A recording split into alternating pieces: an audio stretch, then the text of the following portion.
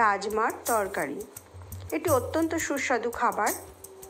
এখানে আমি এক বাটি রাজমাকে 4-5টা সিটি দিয়ে রেখে দিয়েছি এবং মিডিয়াম সাইজের একটা টমেটো পেঁয়াজকে পেস্ট করে নিয়েছি।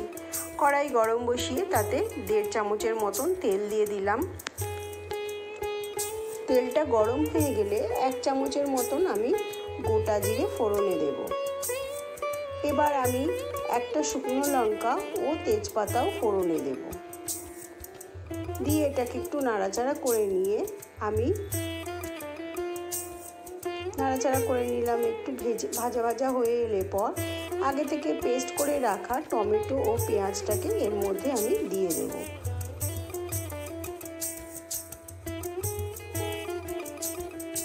টমেটো ও পেস্টটাকে আমি এর মধ্যে দিয়ে দিলাম। দিয়ে এটাকে ভালো করে মিশিয়ে দেব।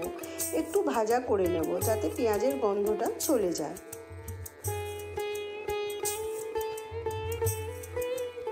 এবার আমি এর মধ্যে 1 চামচ আদা বাটা, 1 চামচ রসুন বাটা, স্বাদ মতো নুন, 1 চামচ হলুদ গুঁড়ো, 1 চামচ লঙ্কা গুঁড়ো, স্বাদ মতো চিনি,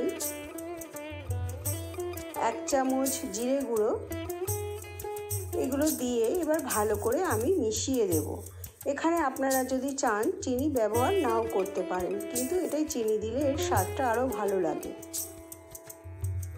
এটাকে ভালো করে আমি মিশিয়ে নেব।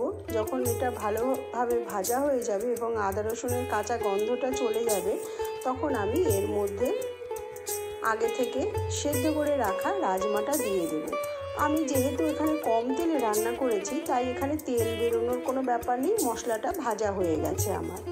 এবার আমি আগে থেকে ভিজিয়ে রাখা বা সেদ্ধ করে রাখা রাজমাটা দিয়ে দেবো। রাজমাটা আমি একটু নরম করে করেছি সেদ্ধ, যাতে খেতে ভালো লাগে। শক্ত থাকলে রাজমাটা ভালো লাগে না। এটা আপনারা রুটি, পরোটা বা ভাতের সাথেও খেতে পারেন। এটি খুবই ভালো লাগে ভাত বা রুটি বা পরোটার সাথে। এভাবে একবার আপনারা বাড়িতে বানিয়ে দেখবেন।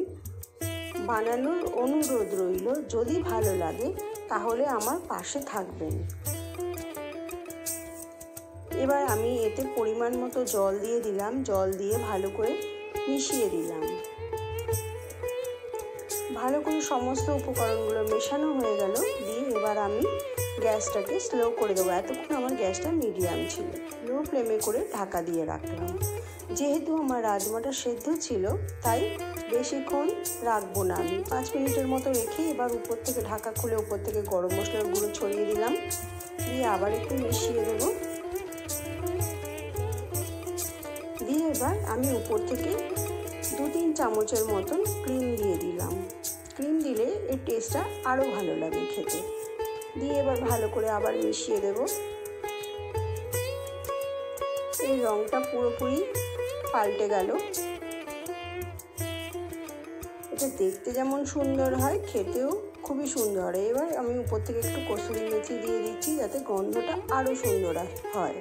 তার জন্য আমি একটু 1 চামচের মতন কসুরি মেথিকে হাতে ঘষে নিয়ে ছড়িয়ে দিলাম পুরো রান্নাটার উপরে। দিয়ে আবার আমি একটু ঢাকা দিয়ে রাখবো, যাতে গন্ধটা সবটা মিশে যায়, ভালোভাবে মিশে যায়। এভাবে বানিয়ে দেখবেন। যদি ভালো লাগে তাহলে আমার পাশে থাকার অনুরোধ রইল। এবার আমি অল্প একটু ঘি দিয়ে দিলাম। যেহেতু আমি অল্প তেলে রান্না করছি, তাই শেষে একটু ঘি দিলাম। ঘি দিলে এটা আরও ভালো লাগবে খেতে। এবার আমি এটাকে নামিয়ে পরিবেশন করব।